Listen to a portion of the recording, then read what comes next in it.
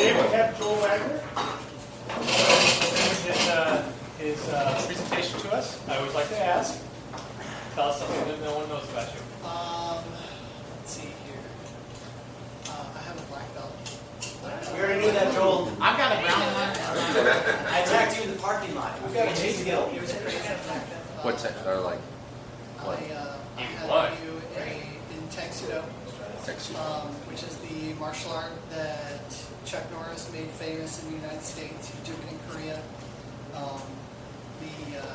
The testing for my black belt was about 6.5 hours long, and it ended with me going up against 9 consecutive people.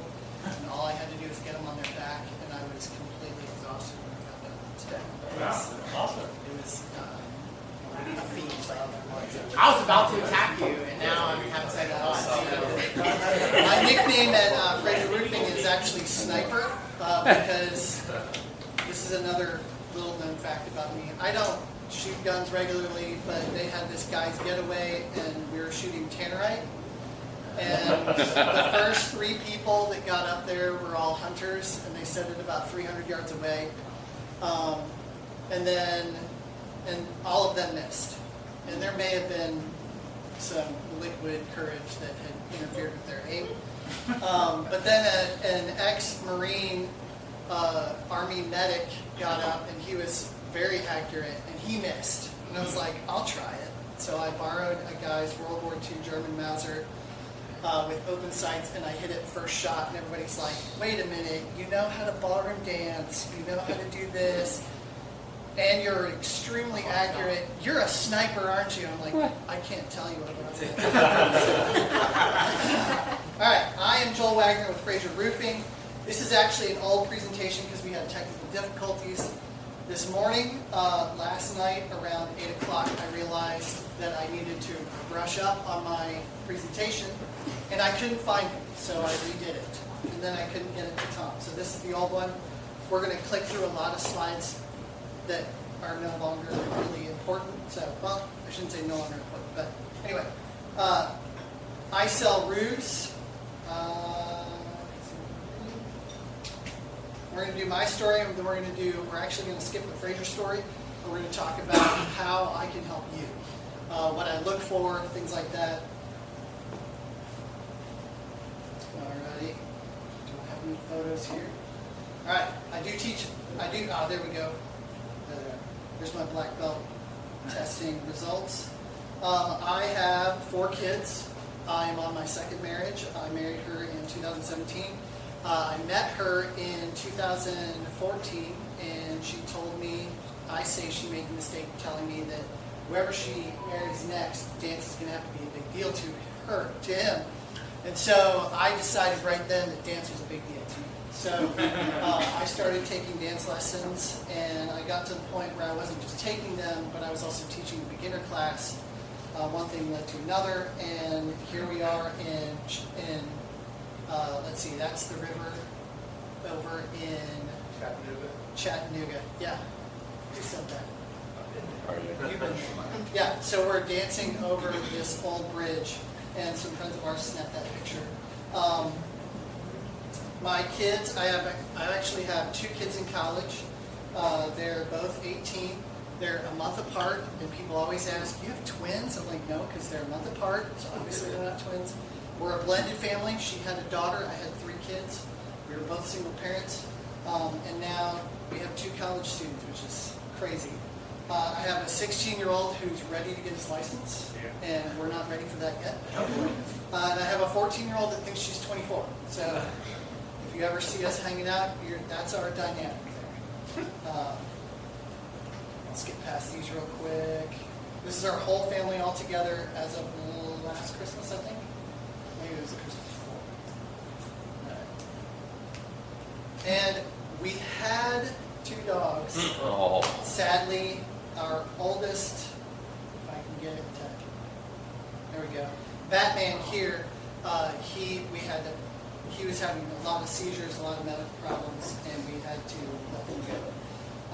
That was really hard on my wife and my oldest daughter, because that was her dog from when she was like 6 years old. She went through a divorce with this dog. It was hard. I have been in construction most of my life. I started in construction doing construction mission trips. When I was 16 years old, we went to a camp in North Carolina and we started building cabins. I actually cut my teeth in roofing there. I was one of the half men, so to speak, that would get on the roofs and we rolled out all the felt and we nailed it down and everything like that. And so that was kind of where I cut my teeth. I did electrical work from 2000 to about 2012. So 12 years in electrical, both doing commercial and residential. I was a handyman for some of that time while I was in Louisiana for about 4 years. I've done a lot of different things in construction. I've done framing, I've done some trim work, things like that. Here's me putting lights in my own personal kitchen. So that's fun. But we're going to talk about roofs. And more importantly, we're going to talk about what I look for on a roof. I don't think I have any close-up shots of specific damage. All right, let's go back, because we're not going to touch that slide. When I get on a roof, there's 3 things I'm looking for. I'm looking for storm-related damage, I'm looking for just normal wear and tear, and I'm looking for a bad install. So all of the damage that I see on a roof is going to fall in one of those 3 buckets. Storm-related damage is nice for the homeowner because then they can call up their insurance company and go, hey, I've got storm-related damage. I had, I'm going to make up a number. I had 6-inch hail punch a hole through my roof, okay? Which actually has happened, but not in the state of Georgia. It's more Midwest. Or we had high winds and it ripped 20 shingles off my roof.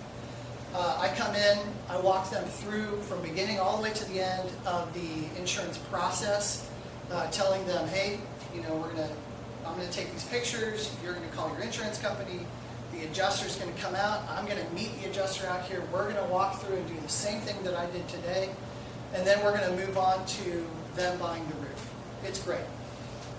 If it's normal wear and tear, I tell the client, hey, you don't have any storm damage, but your roof is really old.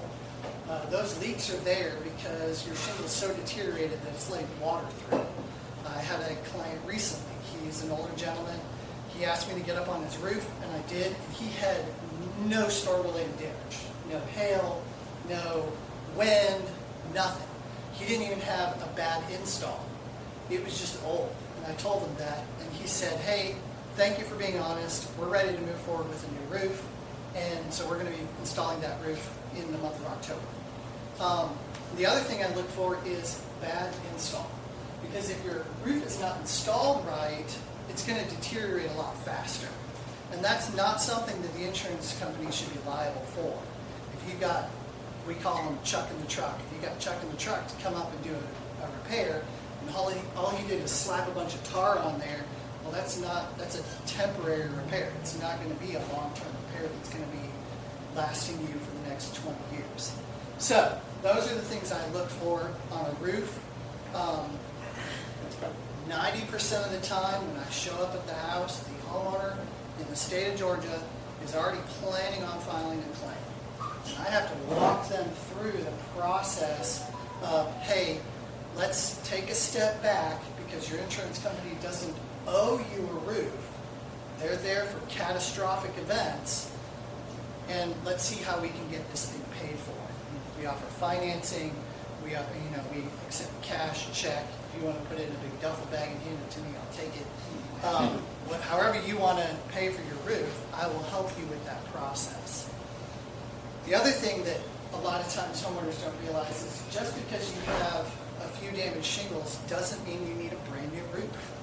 I got on a roof recently. It is maybe 3 years old. The installer screwed up around 2 of the pipe boots. They didn't install it right. It's leaking. Because it's about 3 years old, the decking is rotted. So I told him, I said, look, you don't need a brand new roof. You just need these 2 pipe boots repaired. $1,000, you're good. That's not even going to touch your deductible because they had a percentage deductible. And if you want to know more about that, you can talk to Jordan or I, either one. So 90% of the time, I would rather repair a roof than replace the whole roof. You might be going, well, why in the world do you want to repair the whole roof? It is a lot of work to get my crew out there, and there are a whole lot more things that we can uncover in the process of replacing your entire roof if you don't. I mean, if you don't need it, then it would be to just fix it and move on until you actually do need it. So that's basically what I do is I walk people through that process. I want to open it up. I don't know how much time I have left, but I want to open it up for any kind of questions. Are you really excited about the storm coming in? Yes and no. Tonight. Yes, because that typically in the roofing industry, Jordan, you can close your ears, and Tom, you too. Typically that means we have 2 years of work if it's a big enough storm. This particular storm, I really don't think we're going to see tons of damage. I don't think we're going to see large hail big enough to really do any damage. I think the most we're going to see is wind, and I don't think it's going to be high enough to really do damage on an architectural. So if you have a 3-tab, and again, I can walk you through the difference between the two. If you have a 3-tab, then you should probably give me a call. Yes.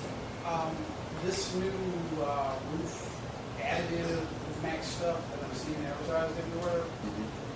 Yes, no, maybe. Is it a spray on? Yeah. It's like an oil.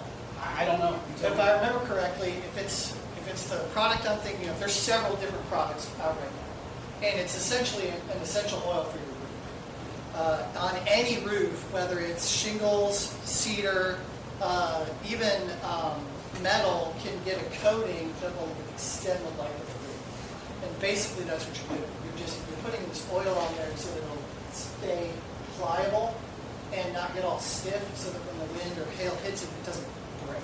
So it's not a gimmick, it's something. It's not a gimmick. Yeah, I would recommend it. Yeah. I would also recommend getting your roof soft washed. Algae will eat up a roof faster than you even realize. I got on a roof the other day. It's 8 years old. They had tree coverage. Algae had eaten almost all the granules off the back of the back slopes of that house because it was just covered in shade all the time. So it's definitely something you should look into about soft washing. If you have a cedar shake, you should soft wash every probably 7 to 10 years. And I just talked to Justin about soft washing a cedar shake recently, and that definitely needs to be oiled because your cedar wood has to have a certain amount of moisture in it in order to really last. Yes. Are houses nowadays not even the best roofs? I'm sorry, say that one more time. I said, the houses being built nowadays, are they not getting the best roofs? Correct. I could have sworn like roofs are supposed to last like 20 years. You're talking about new construction? Yeah, my parents- Absolutely. They're not getting. Okay. They're getting the cheapest roof that they can possibly find. So typically, those roofers are going to cut as many corners as they can because they're getting paid by the roof and not by the hour.